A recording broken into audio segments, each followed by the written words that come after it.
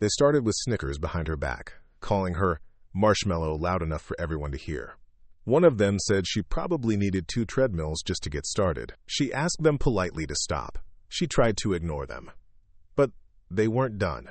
So they cornered her in the changing area, laughed when she struggled with her workout gear, and when one of them grabbed her loose-fitting shirt to help her, they pulled it up just enough to see something that made their cruel laughter die in their throats. Want to know what made 3 fitness bullies go from mocking to trembling in absolute terror, and why those same people were apologizing on their knees just minutes later? Before we jump back in, tell us where you're tuning in from, and if this story touches you, make sure you're subscribed, because tomorrow I've saved something extra special for you. The afternoon sun streamed through the floor-to-ceiling windows of Elite Fitness Center, casting long shadows across the polished concrete floors. The place hummed with that particular energy of a high-end gym during peak hours. Weight plates clanked against steel, cardio machines whirred in mechanical rhythm, and the air carried that familiar cocktail of sanitizer, rubber mats, and determination mixed with exhaustion that every serious gym-goer knows by heart. In the middle of all that controlled chaos, I watched her enter through the main doors, moving with a quiet purpose that most people missed entirely. Maya Chen didn't announce herself to anyone. She simply walked in, gym bag slung over one shoulder, wearing an oversized gray hoodie and black athletic pants that seemed chosen more for comfort than performance. Her sneakers were practical, well-worn, the kind that spoke of someone who prioritized function over fashion in every aspect of their life. She moved through the crowded space like she was navigating familiar territory, but there was something in her posture that suggested she was constantly aware of her surroundings. Not paranoid exactly, but alert in a way that most people who spent their days in office cubicles and coffee shops simply weren't. She found an empty spot near the functional training area, set down her bag with careful precision, and began what looked like a very basic warm-up routine. Most of the serious lifters barely glanced in her direction. Another new member trying to figure out where they fit in the hierarchy of a place where dedication was measured in plates loaded onto barbells and personal records scratched into workout logs. The afternoon crowd at Elite Fitness had seen plenty of people start ambitious fitness journeys that fizzled out after a few weeks of reality checks.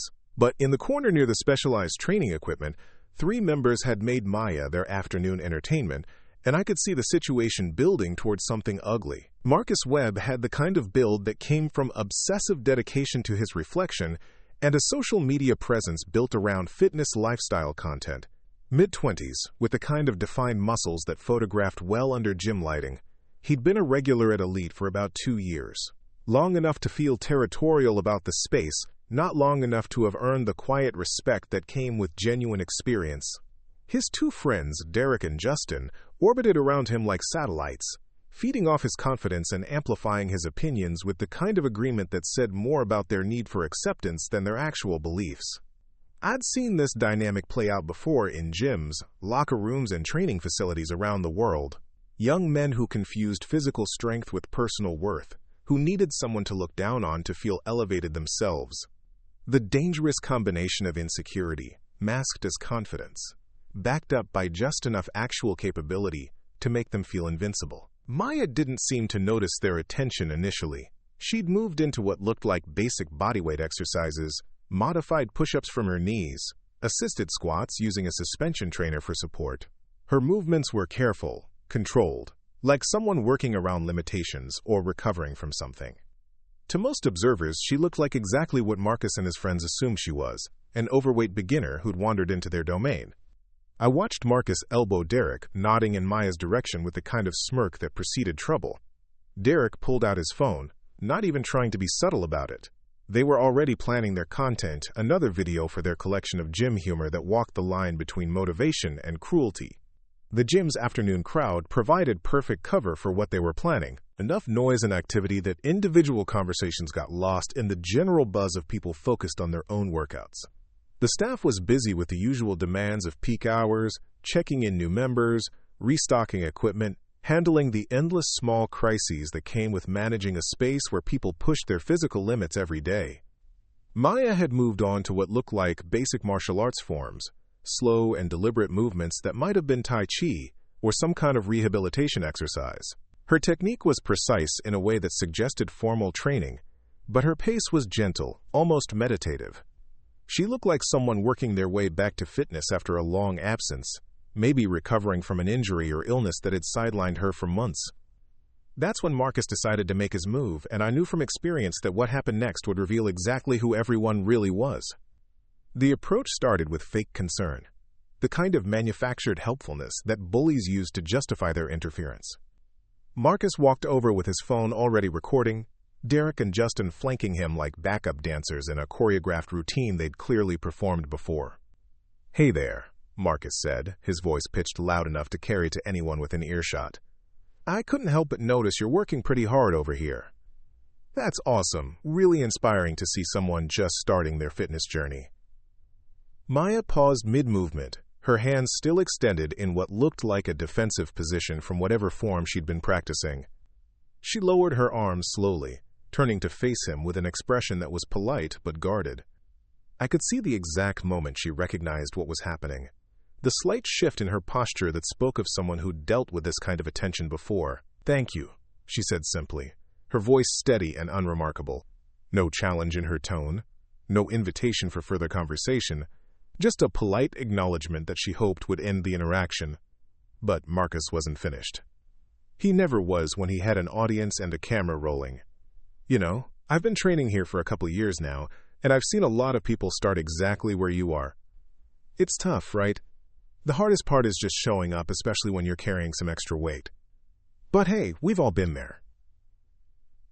Derek snickered behind his phone camera, already editing captions in his head. Justin added his contribution with the kind of false sincerity that fooled no one who'd graduated from middle school. "Absolutely, man. I mean, the important thing is that you're here, you know? Even if you can only do the modified versions of everything right now, that's still something. Baby steps, right?" Maya stood there for a long moment, looking at these three young men who thought they understood her story based on a 5-minute observation. She could have walked away, could have reported them to staff, could have simply ignored them until they got bored and moved on to easier targets. Instead, she reached for the bottom edge of her hoodie and started to pull it over her head. "Wait, what are you doing?" Marcus asked, his performative confidence wavering slightly as the situation moved in a direction he hadn't scripted. "You said you wanted to see someone starting their fitness journey," Maya replied, her voice still calm, professional even. "I thought you might want to see what that actually looks like." The hoodie came off in one smooth motion, revealing a fitted black tank top underneath that changed everything about how Maya looked in that space. Without the baggy clothing, her build was clearly different from what they'd assumed. Solid, compact, with the kind of muscle definition that came from functional training rather than aesthetic bodybuilding. Her shoulders were broader than the hoodie had suggested, her arms showed the kind of development that spoke of serious strength training, and her posture shifted into something that looked nothing like a nervous beginner. But it was what Derek's camera caught next that made Marcus stop talking entirely. As Maya folded her hoodie and set it carefully on her gym bag, the movement caused her tank top to shift slightly, revealing the edge of something on her back. Not a tattoo, not a birthmark, but a scar that ran along her shoulder blade in a pattern that anyone who'd seen combat injuries would recognize immediately. Justin's phone nearly slipped from his hands. Marcus's confident smirk faltered as his brain tried to process what he was seeing. Because Maya Chin wasn't hiding extra weight under that hoodie. She was hiding a build that belonged to someone who'd spent years training in ways that had nothing to do with looking good in gym mirrors. "Still want to talk about baby steps?" Maya asked, and for the first time since I'd been watching this unfold, her voice carried something that made the hair on my arms stand up. It was the tone of someone who'd been underestimated before, who'd learned to use that underestimation as a tactical advantage, and who was done pretending to be something she wasn't for the comfort of people who couldn't be bothered to look beyond their own assumptions. Marcus tried to recover, but his voice had lost its earlier confidence. "Look, I was just trying to be helpful. You know, supportive of your goals here." "My goals?" Maya repeated, and I could see her shifting into a stance that looked casual to most observers, but was actually a perfect ready position for someone who'd been trained to respond to threats. "What exactly do you think my goals are?" Derek was still recording, but his hand had started to shake slightly. Whatever he'd expected to capture for their social media content, this wasn't it. Justin had taken a step backward, his survival instincts finally overriding his desire to be part of Marcus's performance. I mean, fitness goals, Marcus stammered. Getting in shape, losing weight, building confidence. The usual stuff people come to gyms for. Maya nodded slowly, like she was considering this assessment of her motivations. Then she moved. It wasn't dramatic or flashy. She didn't throw a punch or demonstrate some elaborate technique. She simply shifted her weight from one foot to the other, adjusted her hand position slightly, and settled into a posture that anyone with martial arts training would recognize as the ready stance of someone who'd spent years learning to end fights quickly and efficiently. The change was subtle enough that most gym-goers wouldn't have noticed. But Marcus, Derek, and Justin weren't most people in that moment. They were three young men who just realized they'd cornered someone who might be significantly more dangerous than they were, and their bravado evaporated like sweat under air conditioning. Here's the thing about assumptions, Maya said, her voice still conversational but carrying an undertone that made smart people start looking for exits. They're usually based on incomplete information. You saw someone in baggy clothes moving slowly and decided you knew their whole story. But you didn't ask any questions. You just assumed. She took a step closer to Marcus, close enough that he could probably see the details of that scar on her shoulder, close enough that anyone with experience reading people would recognize the controlled violence in her positioning. So let me fill in some of the gaps in your information, she continued. My name is Maya Chen. I'm 32 years old. I hold black belts in 3 different martial arts disciplines. I've been teaching hand-to-hand combat for 8 years. And for the last 6 months, I've been recovering from a shoulder injury that required 2 surgeries and enough physical therapy to make me very, very patient with people who think they know what recovery looks like. Marcus's phone was still recording, but his hands had started to shake enough that the footage was probably unusable. Derek had lowered his device entirely, his face cycling through several shades of pale as he processed what Maya had just told them. The baggy clothes aren't hiding fat, Maya explained with the patient tone of someone teaching a class full of particularly slow students.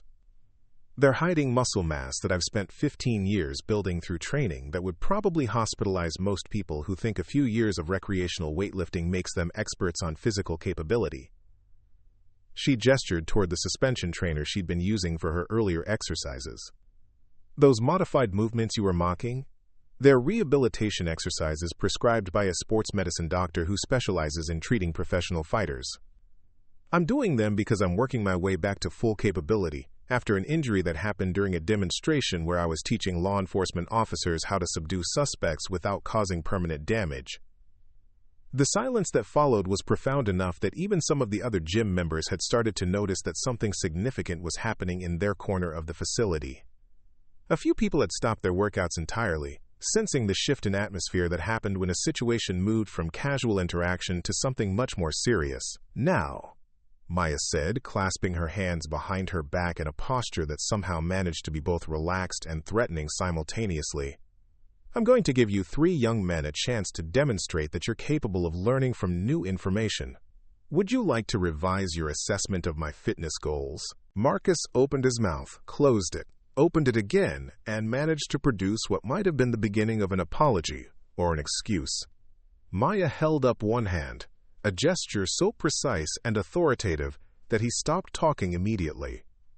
Actually, let me make this easier for you, she said.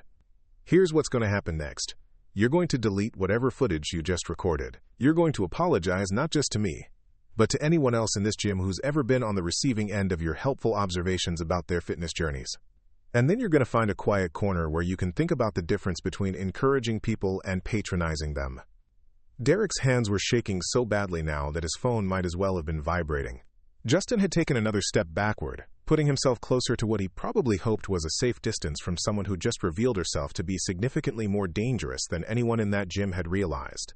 But Maya wasn't done teaching her lesson yet. And what happened next would make it very clear that Marcus, Derek, and Justin had picked the wrong person to underestimate, on the wrong day, in front of exactly the right audience, to ensure that their education would be both thorough and memorable. What happened next unfolded with the kind of precision that separated trained professionals from people who just thought they were tough. Maya didn't raise her voice, didn't make threats, didn't engage in the kind of dramatic posturing that inexperienced fighters use to intimidate opponents. Instead, she simply moved to the nearby heavy bag and began what looked like a basic warm-up routine. Her first punch was gentle, almost tentative, the kind of light contact that beginners used when they were still afraid of hurting themselves on the equipment.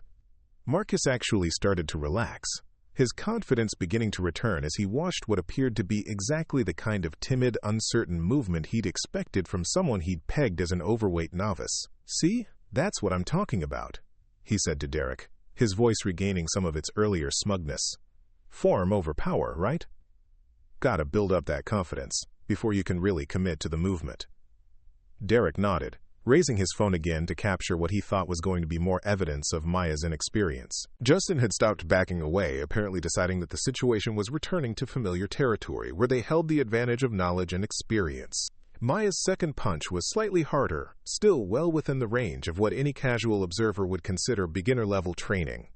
Her footwork was basic, her stance unremarkable, her breathing pattern exactly what someone might expect from a person who was still learning the fundamentals of striking technique. But I'd spent enough time around serious martial artists to recognize what was actually happening. Maya wasn't warming up or practicing basic techniques.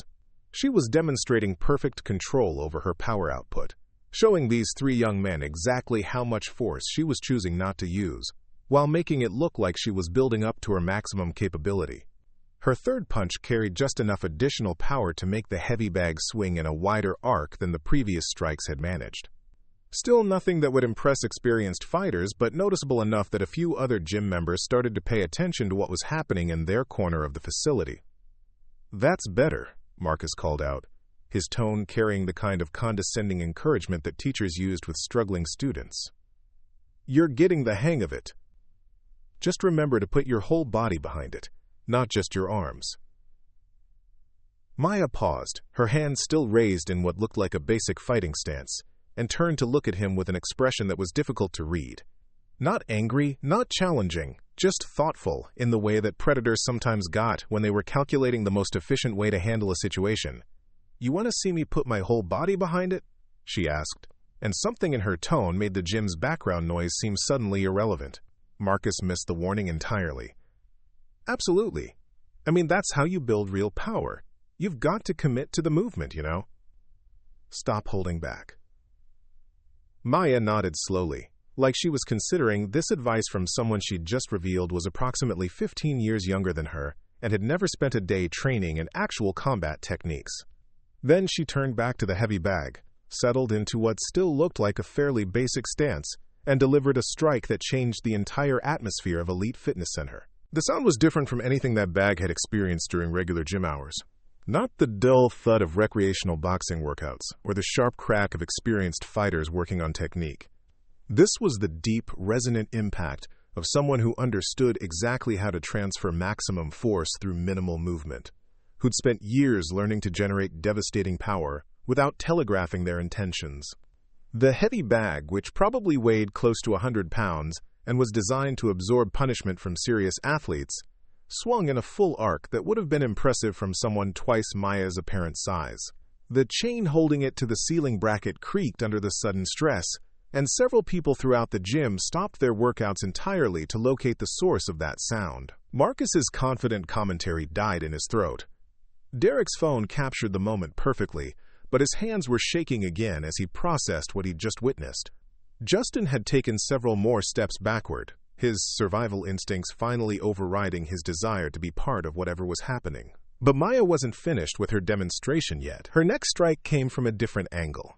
A hook that connected with the bag's side and sent it spinning on its axis in a way that heavy bags simply weren't supposed to move. The technique was flawless, textbook perfect, with the kind of body mechanics that took years of dedicated training to develop. Her footwork, which had looked basic moments earlier, now revealed itself as the foundation for strikes that could probably break bones if delivered to a human target instead of training equipment.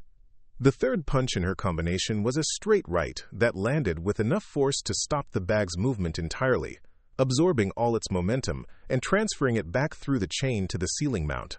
The metal creaked again, and I found myself wondering if the gym's insurance covered equipment damage caused by demonstrations of professional-level striking power. "Holy shit," someone whispered from across the room, and I turned to see that Maya's impromptu demonstration had attracted an audience of at least a dozen people who'd abandoned their own workouts to watch someone who was clearly operating on a completely different level than the rest of them. Maya stepped back from the bag. shaking out her hands with the casual motion of someone who'd just completed a routine technical exercise. Her breathing wasn't even elevated, despite having just delivered strikes that would have winded most recreational athletes. She looked completely relaxed, like she'd been warming up rather than demonstrating the kind of power that could end fights in seconds. "Was that more what you had in mind?" she asked Marcus. Her tone still conversational despite having just proven that everything he thought he knew about her capabilities was completely wrong. Marcus opened his mouth to respond, but no sound came out. His brain was apparently still processing the disconnect between the overweight beginner he'd assumed he was dealing with and the clearly elite-level fighter who'd just demonstrated striking power that exceeded anything he'd ever seen in person. That's when Elena Rodriguez walked around the corner from the gym's administrative offices, her attention drawn by the unusual sounds in the crowd that had gathered in the functional training area. Elena was Elite Fitness Center's head trainer, a former competitive fighter who'd transitioned into coaching when injuries ended her professional career. She had the kind of reputation that made serious athletes seek out her guidance, and the kind of experience that let her recognize genuine skill when she saw it. Her expression shifted from professional curiosity to recognition as she took in the scene. Maya standing relaxed beside a heavy bag that was still swaying from impacts that shouldn't have been possible from someone her size. Three young men who looked like they'd just witnessed something that challenged their understanding of physics, and a growing crowd of gym members who were murmuring among themselves about what they'd just seen. Preparing and narrating this story took us a lot of time, so if you are enjoying it, subscribe to our channel. It means a lot to us. Now back to the story. "Maya Chen," Elena said, and her voice carried the kind of respect that immediately commanded attention from everyone within earshot. "I wondered when you'd be ready to start training seriously again." The effect of Elena's recognition was immediate and profound. Marcus, Derek, and Justin suddenly found themselves in a situation they hadn't anticipated. Surrounded by people who clearly knew something they didn't, facing someone whose credentials had just been validated by the one person in that gym, whose opinion on fighting ability carried unquestionable authority. "Elena," Maya replied with the first genuine smile I'd seen from her since she'd entered the facility. "Dr. Martinez cleared me for full contact training last week. I figured it was time to see how much work I need to do to get back to baseline."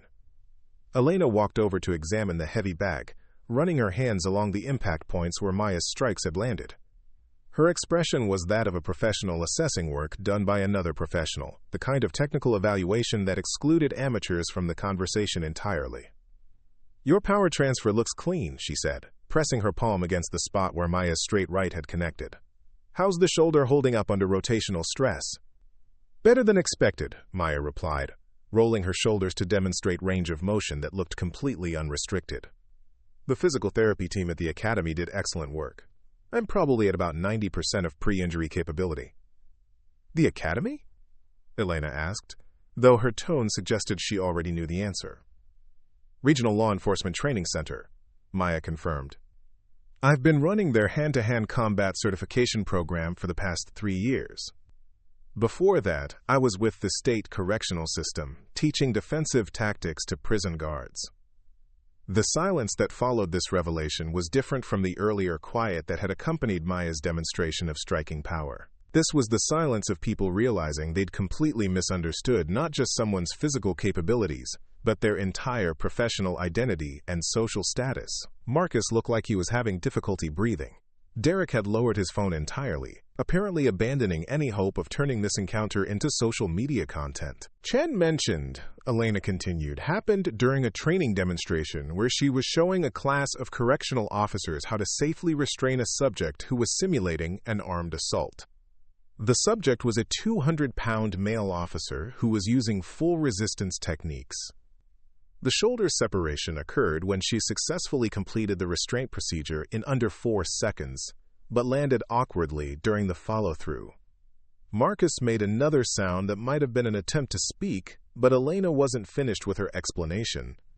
"The recovery process involves 6 months of physical therapy because the injury occurred to her dominant side, and her job requires bilateral capability for demonstration purposes. The modified exercises you saw her performing are prescribed rehabilitation techniques designed to rebuild explosive power while protecting the surgical repair sites." Elena walked over to where Maya was standing, her expression shifting from professional courtesy to something that looked like genuine concern. "How are you feeling about returning to full demonstration duties?" she asked. "I know Dr. Martinez cleared you medically, but confidence recovery is sometimes the harder part." Maya considered the question with the kind of seriousness that suggested she'd been thinking about it herself. "I think I'm ready. The power feels good, the range of motion is complete, and the pain management is effective. I'm probably being overly cautious with the rehabilitation protocol, but I can't afford to re-injury at this stage of my career." "Understood," Elena replied. "If you want to work through some live training scenarios, I've got several advanced students who could provide appropriate resistance levels. Nothing that would stress the shoulder repair, but enough to give you confidence feedback on your timing and technique." The offer was clearly intended as professional support between colleagues, but its effect on Marcus, Derek, and Justin was to drive home exactly how far out of their depth they'd wandered. They were listening to a conversation between two professional fighters discussing training methods that were designed to prepare people for life-or-death situations. And they'd begun this encounter by offering fitness advice to someone whose expertise exceeded their understanding by several orders of magnitude. Maya glanced over at the three young men who were still standing nearby, apparently frozen by the realization of how completely they'd misjudged the situation they'd walked into. "Actually," she said to Elena, "I think these gentlemen might benefit from seeing what proper combat training looks like. Would you be interested in doing a brief demonstration? Nothing too advanced, just some basic defensive techniques that show the difference between recreational martial arts and professional application." Elena's smile was the kind that made smart people start looking for exits. "I think that's an excellent idea. Educational opportunities like this don't come along very often." What happened next would make it very clear to Marcus, Derek, Justin, and everyone else watching that Maya Chen wasn't just someone who'd been underestimated because of her appearance. She was someone whose professional life involved teaching people how to survive situations where failure meant death, and she was about to demonstrate exactly what that kind of training looked like when applied by someone who'd spent years perfecting techniques that most people never saw outside of specialized law enforcement facilities. Elena cleared a space in the functional training area with the efficiency of someone who'd done this countless times before. The crowd of gym members who'd initially gathered out of curiosity now formed a loose circle, their casual interest having evolved into genuine fascination as they realized they were about to witness something far beyond typical gym demonstrations. "What we're going to show you," Elena announced to the assembled group, "are techniques that law enforcement officers learn for situations where verbal de-escalation has failed and physical intervention becomes necessary. These aren't moves you'd use in recreational sparring or competitive fighting. They're designed for real-world scenarios where someone's life might be in immediate danger." Maya stepped into the cleared space, her movement fluid and economical. She'd removed her sneakers, revealing feet that showed the calloused evidence of years spent training on mats and hard surfaces. Her stance was relaxed but centered, with the kind of balanced readiness that spoke of thousands of hours spent practicing scenarios that most people never had to consider. "The first thing to understand," Maya said, addressing not just Marcus, Derek, and Justin, but the entire crowd that had gathered, "is that effective self-defense has nothing to do with how you look in a mirror or how much weight you can lift. It's about understanding leverage, timing, and the physics of human movement under stress." She gestured for Elena to approach her from the front, simulating a common confrontation scenario. Elena moved forward with obvious reluctance, her body language telegraphing her intentions well in advance. Maya waited until Elena was within arm's reach, then demonstrated a basic defensive technique that redirected Elena's forward momentum while simultaneously off-balancing her and creating distance. The movement was so smooth and effortless that it looked almost choreographed, but I could see the technical precision in every aspect of Maya's execution. Her footwork had positioned her at the optimal angle to use Elena's own force against her. Her hand placement had controlled Elena's balance without requiring significant strength. Her timing had turned what could have been a mutual collision into a one-sided demonstration of applied physics. "Notice that I didn't try to stop Elena's forward movement," Maya explained as Elena recovered her balance. "I redirected it. Fighting against someone's force requires strength and creates opportunities for them to counter. Using their force requires technique and creates opportunities for you to control the situation." Elena nodded, then reset her position for a second demonstration. This time, she approached with more realistic aggression, moving faster and with less telegraphing of her intentions. Maya's response was proportionally more dynamic, involving a wrist control technique that flowed seamlessly into a takedown that put Elena face down on the mat in less than 2 seconds. The speed and efficiency of the technique drew audible reactions from several people in the crowd. Marcus, Derek, and Justin were watching with expressions that suggested they were finally beginning to understand the magnitude of their earlier mistake. "That technique," Maya said as she helped Elena back to her feet, "is what correctional officers learn for situations where an inmate has refused verbal commands and needs to be physically restrained. The entire sequence from initial contact to full control takes about 3 seconds when performed correctly." Elena brushed off her workout clothes and addressed the crowd directly. "What you just saw Maya demonstrate is the result of thousands of repetitions under gradually increasing stress conditions. She's practiced these techniques against partners who were actively trying to counter them, in scenarios that simulated the chaos and adrenaline of real confrontations." Maya moved to a different area of the mat and gestured for Elena to approach from behind, simulating an even more dangerous scenario. This demonstration involved a series of elbow strikes, pivot movements, and control techniques that flowed together like a violent ballet. The sequence ended with Elena immobilized in a restraint position that would have allowed Maya to maintain control while summoning backup or applying additional techniques if necessary.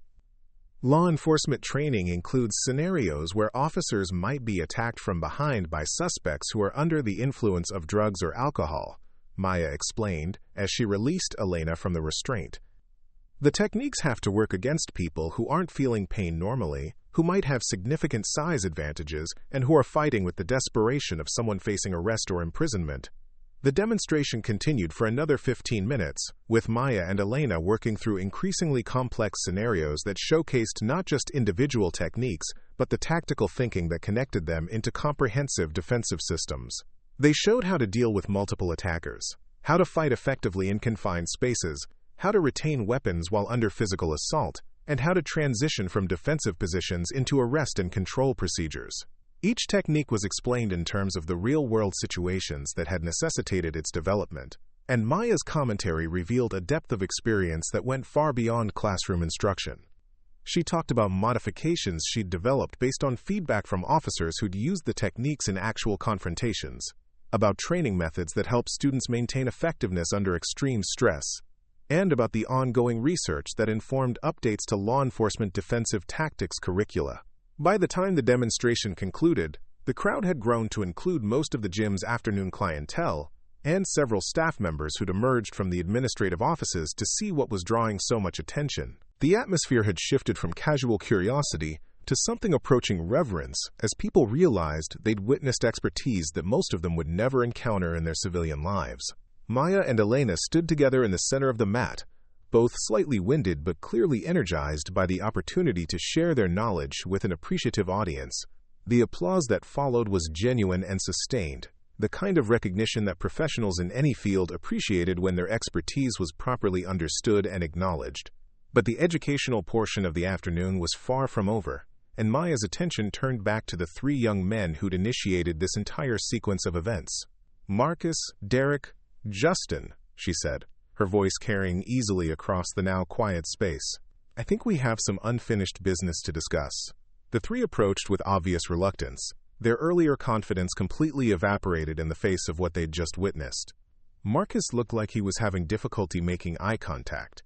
Derek had his phone tucked away, apparently having abandoned any thought of documenting this encounter for social media purposes.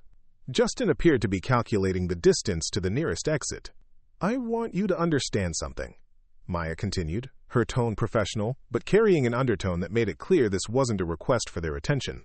"What you saw here today represents 8 years of professional development, thousands of hours of training and continuous education in techniques that are literally matters of life and death for the people I teach."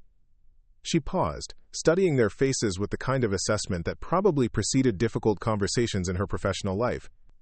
"When you approached me earlier, you made assumptions based on incomplete information. You saw someone in loose-fitting clothes moving slowly through what looked like basic exercises, and you decided you knew enough about my situation to offer advice and commentary." Marcus finally managed to find his voice, though it came out as more of a whisper than his earlier confident pronouncements. "Ma'am, we didn't know. We were just trying to be helpful." "Helpful," Maya repeated, and something in her tone made the word sound like a diagnosis of terminal illness. You were recording video content featuring someone you'd never spoken to, making assumptions about their fitness level and experience, and offering advice based on qualifications you'd never verified. Elena stepped forward, her expression carrying the kind of authority that came from years of dealing with people who needed difficult lessons explained to them clearly. What you gentlemen did today, she said, represents everything that's wrong with gym culture and social media fitness content. You assumed superiority based on appearance, you invaded someone's privacy without consent, and you tried to use another person's perceived vulnerability as entertainment for your followers. Derek shifted uncomfortably, his earlier enthusiasm for content creation having been thoroughly dampened by the realization of what they'd actually recorded. The video you captured, Maya said, addressing Derek directly, shows you attempting to mock and embarrass someone whose professional qualifications exceed your own by several orders of magnitude. How do you think that content would be received by people who actually understand what they're looking at? Justin finally spoke up, his voice barely audible above the gym's background noise. We'll delete everything. We never meant any harm. Deletion is a good start, Maya replied. But harm isn't determined by intention. It's determined by impact. And the impact of what you did today extends beyond just the footage you captured. Elena pulled out her own phone and showed them something that made all three of their faces go pale. Elite Fitness Center has security cameras throughout the facility. Everything that happened here today was recorded from multiple angles, including your initial approach, your commentary about Maya's appearance and abilities, and your decision to continue filming even after she asked you to reconsider your assumptions. The implications of this information settled over Marcus, Derek, and Justin like a weight that made their shoulders slump. Security footage meant their behavior was documented by a neutral third party, recorded with audio that would capture every condescending comment and laughing dismissal of someone they'd assumed was beneath their notice. Now, Maya said, here's what's going to happen next. You're going to apologize not just to me, but to everyone in this gym who witnessed your behavior today. You're going to delete any social media content that features people without their explicit consent. And you're going to spend some time thinking about the difference between encouragement and patronization. Marcus opened his mouth, possibly to argue or negotiate, but Maya held up one hand in a gesture that somehow managed to be both polite and absolutely final. But more importantly, she continued, you're going to learn from this experience. You're going to remember that everyone you encounter has a story you don't know, skills you haven't seen, and experiences that might be completely different from what you assume based on their appearance. Elena stepped forward again, her expression shifting from stern authority to something that might have been educational opportunity. I'm going to make you an offer, she said. Elite Fitness Center runs workshops on respectful gym culture and inclusive fitness practices. I want all three of you to attend the next session, and I want you to share your experience from today as a case study in how assumptions can lead to inappropriate behavior. The offer was clearly not optional, despite being phrased as a suggestion. Marcus, Derek, and Justin nodded their agreement with the kind of enthusiasm that came from recognizing they were being given a chance to learn from their mistakes rather than simply being punished for them. Additionally, Elena continued, Maya has agreed to conduct a monthly workshop on personal safety and self-defense techniques for gym members. I expect all three of you to attend those sessions as well, not as students looking to learn fighting techniques, but as people working to understand the difference between physical fitness and actual defensive capability. Maya nodded her approval of this arrangement, then addressed the three young men one final time. I want you to understand that what you experienced today wasn't about humiliation or revenge, she said. It was about education. You made assumptions that could have had serious consequences if you'd chosen the wrong person to target with your behavior. Today, those consequences were embarrassment and a learning opportunity. In other situations, they might be much more severe. The crowd that had gathered to watch the demonstration was beginning to disperse. But several people made a point of approaching Maya to express their appreciation for what they'd witnessed. A few asked about her training background, others inquired about the self-defense workshops Elena had mentioned, and several thanked her for handling the situation with such professionalism. Marcus, Derek, and Justin stood together near the edge of the mat, apparently processing everything that had just transpired. Their body language suggested they were having a conversation that involved significant reassessment of their attitudes and behaviors. Elena approached Maya as she was gathering her equipment, her expression mixing professional respect with personal concern. "Thank you for turning that situation into a teaching moment," she said. "A lot of people would have handled it very differently." Maya shrugged, the gesture casual but thoughtful. Everyone deserves a chance to learn from their mistakes. Those three aren't bad people, they're just young and inexperienced. Give them some guidance and accountability, and they'll probably become better gym members and better people. "What about you?" Elena asked. "How are you feeling about jumping back into instruction work? That was a pretty comprehensive demonstration for someone who's been out of active teaching for 6 months. Maya considered the question while packing her equipment with the same methodical precision she'd displayed throughout the afternoon. "Good," she said finally. "Really good. I think I was more ready than I realized. The shoulder feels solid. The techniques felt natural, and I enjoyed the opportunity to share the knowledge again." She paused, looking around the gym at the people who were returning to their workouts with what seemed like a different energy than they'd had earlier. "Plus, I think this place could benefit from having someone around who understands the difference between building strength and building character. There's a lot of potential here, but it needs the right kind of guidance." Elena smiled, the expression carrying genuine warmth along with professional appreciation. "I think Elite Fitness Center just got very lucky," she said. "Both in terms of having you available for instruction, and in terms of having 3 young men who were willing to learn from a situation that could have gone very badly for them."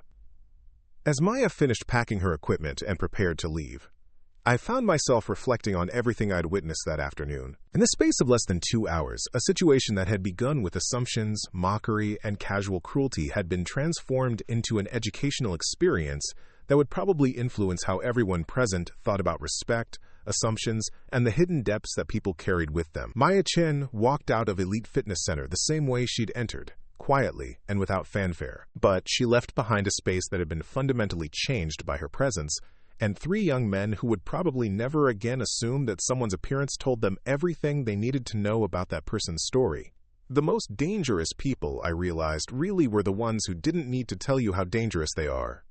And sometimes the most important lessons came from discovering that what you thought you knew about someone was completely, utterly wrong.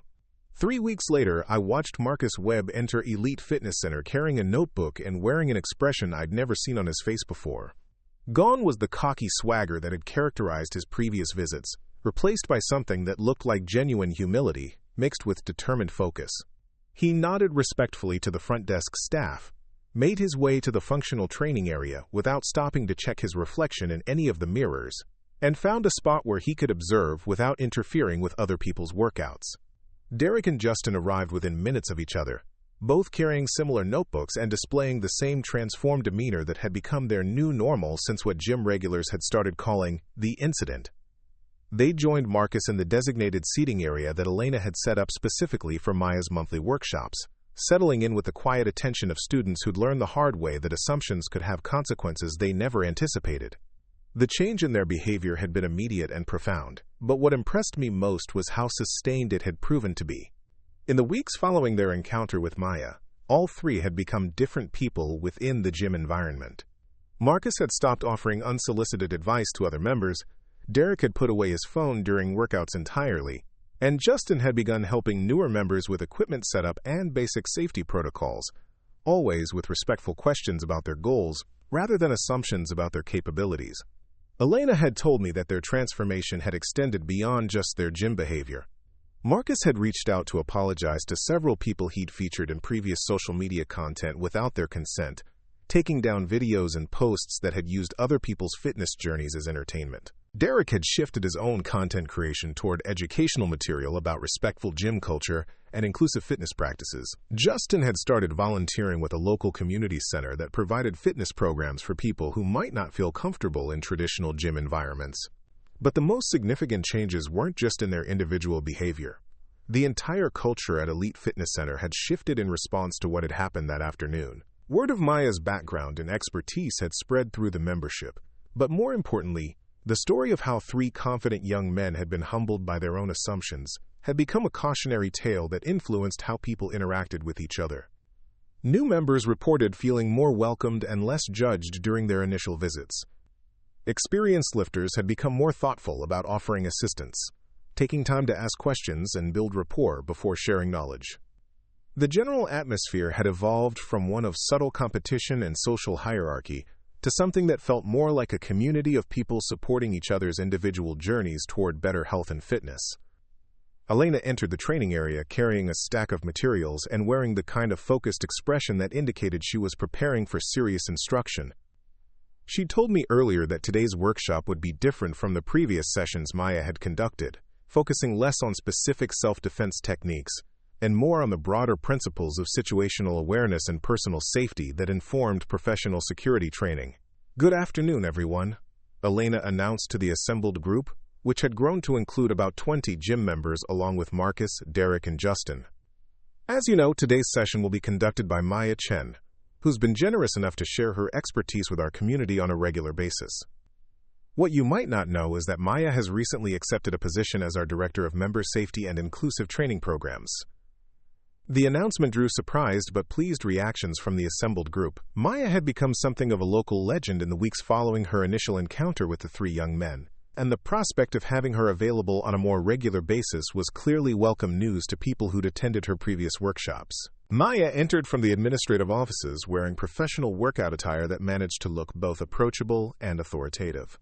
Her shoulder injury had continued to heal ahead of schedule, and her movement showed no signs of the careful limitation that had characterized her first visit to the facility.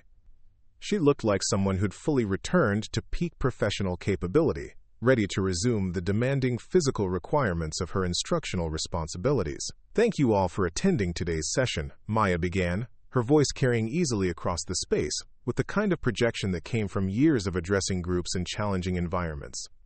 "What we're going to discuss today isn't just about physical self-defense techniques. It's about developing the kind of awareness and judgment that helps you avoid situations where physical techniques become necessary."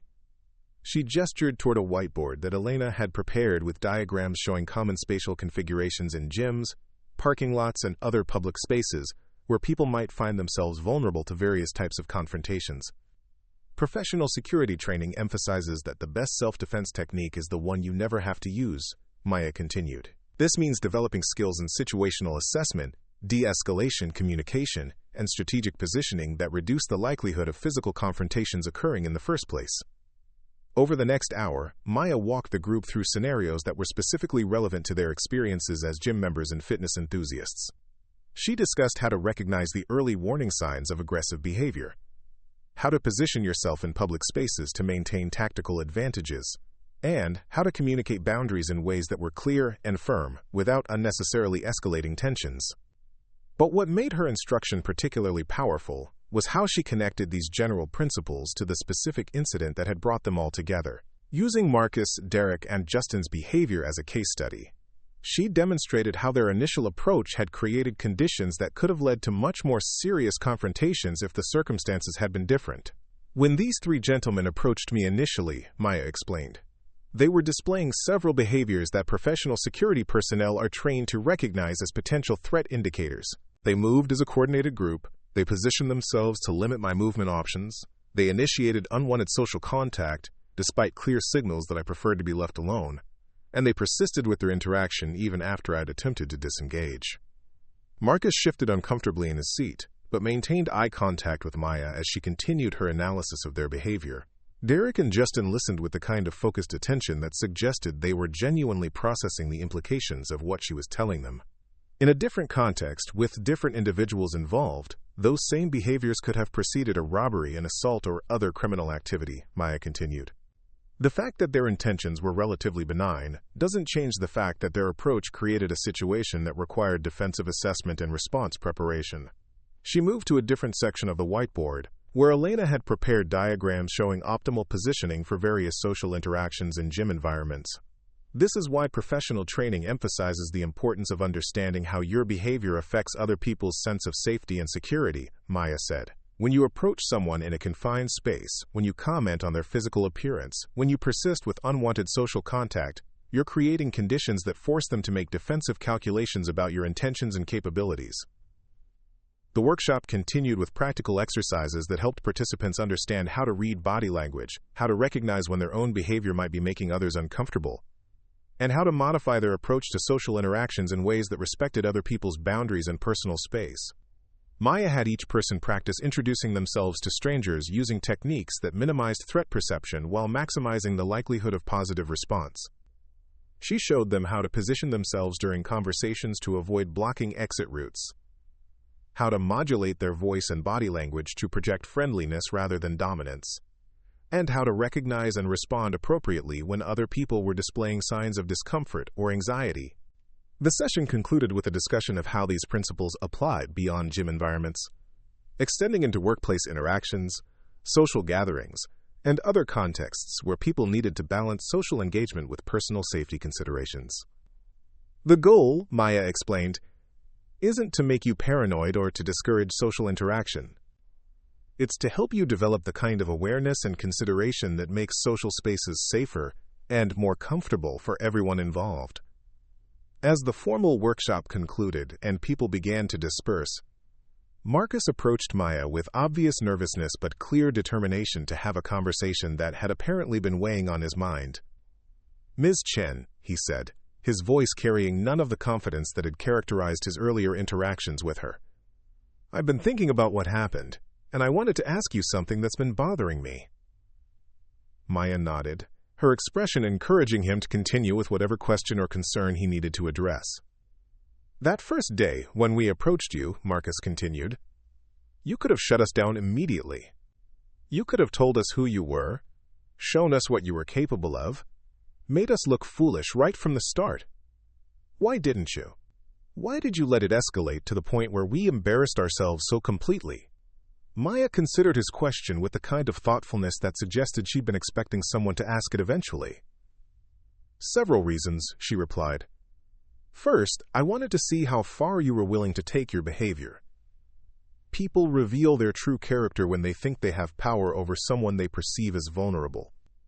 Understanding your mindset helped me determine how to respond in a way that would be educational rather than purely punitive." She paused, studying Marcus's face to ensure he was processing what she was telling him. "Second, I needed to gather evidence of the pattern of behavior that led to our confrontation. If I'd simply told you to leave me alone, you might have learned to avoid me specifically, but you wouldn't have learned to examine the assumptions and attitudes that created the problem in the first place." Derek and Justin had moved closer to listen to this conversation, apparently sharing Marcus's curiosity about Maya's tactical decisions during their initial encounter. "But mostly," Maya continued, "I let it escalate because I recognized that you weren't malicious people. Misguided, certainly. Inexperienced with consequences, absolutely. But not fundamentally bad. That meant there was an opportunity to turn your mistake into a learning experience that could benefit not just you, but everyone who witnessed what happened." She gestured toward the training area where other gym members were returning to their individual workouts, many of them displaying the kind of respectful awareness that had become characteristic of elite fitness centers' culture since the incident. "Look around," Maya said. "How people interact with each other here now compared to how they interacted before. The changes aren't just in your behavior. They're in how everyone approaches social dynamics in this space.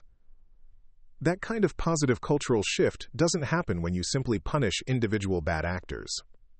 It happens when you create educational experiences that help people understand the principles behind appropriate behavior."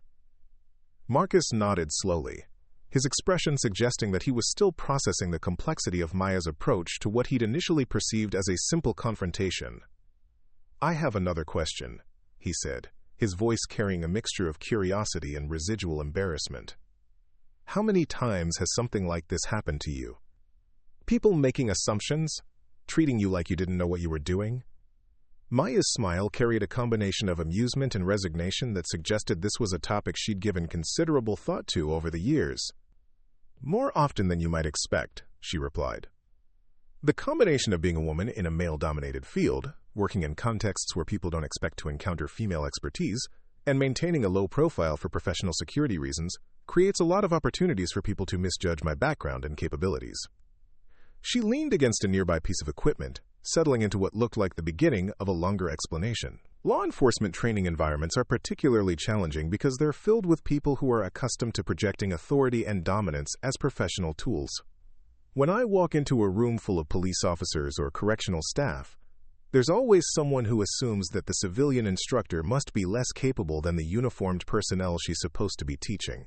Derek spoke up for the first time during this conversation, his voice carrying genuine curiosity rather than the casual interest that had characterized his earlier interactions with Maya.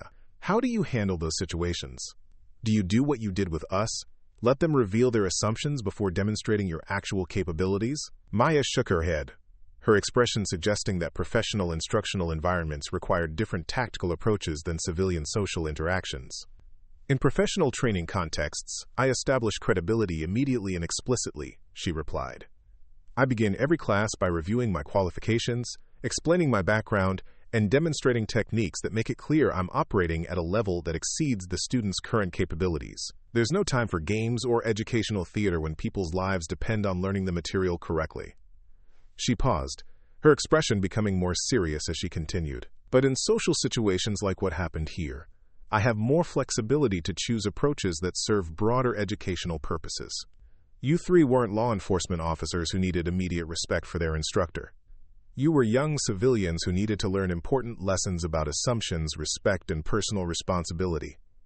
Justin finally contributed to the conversation, his voice carrying the kind of thoughtfulness that suggested he'd been doing significant reflection on the events of recent weeks. Miss Chen, I want you to know that what happened has changed how I think about a lot of things, not just gym interactions. I've been more careful about assumptions I make about people at work, in social situations, even with my family. It's made me realize how often I was judging people based on incomplete information. Maya's expression softened, showing genuine appreciation for what appeared to be authentic personal growth. That's exactly the kind of outcome I was hoping for, she replied. The principles we've been discussing aren't just about physical safety or gym culture. They're about developing the kind of awareness and consideration that makes you a better person in all aspects of your life. Elena approached the group, carrying a folder of administrative materials and wearing the kind of satisfied expression that suggested the workshop had exceeded her expectations. Maya, I wanted to let you know that we've had 12 new members join specifically because of the reputation you've helped us develop for inclusive, respectful training culture, she said. People are hearing about what happens here, and they're seeking us out because they want to be part of a fitness community that prioritizes character development alongside physical development. The news clearly pleased Maya, but her response suggested that she was more interested in sustainable cultural change than in immediate recognition or credit. That's encouraging, she replied, but the real test will be whether that culture persists over time, especially as new members join and staff turnover occurs. Cultural change requires constant reinforcement and modeling, not just initial establishment.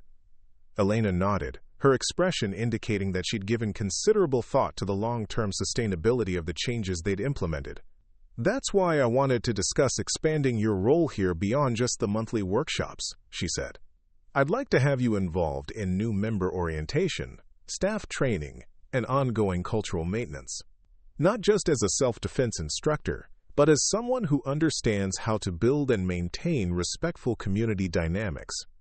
Maya considered the proposal with obvious interest, but also with the kind of careful evaluation that suggested she was thinking through the practical implications of increased involvement with Elite Fitness Center.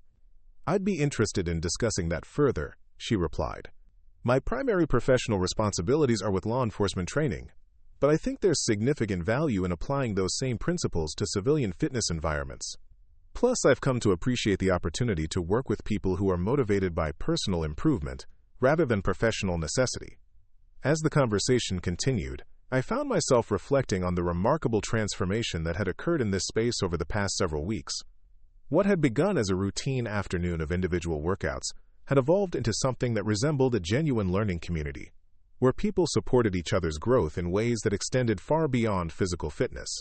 Marcus, Derek, and Justin had become different people, but more importantly, they'd become catalysts for broader cultural change that was affecting everyone who used the facility. New members reported feeling welcomed and supported. Experienced members had become more thoughtful about how their behavior affected others. Staff members had developed new skills in conflict resolution and community building. But perhaps most significantly, Maya had found a new application for her professional expertise that allowed her to share knowledge and experience with people who genuinely wanted to learn and grow. Her transition from purely law enforcement training to this hybrid role seemed to be energizing her in ways that suggested she discovered something she didn't know she was missing. Elena excused herself to handle administrative responsibilities, leaving Maya with Marcus, Derek, and Justin for what appeared to be a more personal continuation of their earlier conversation.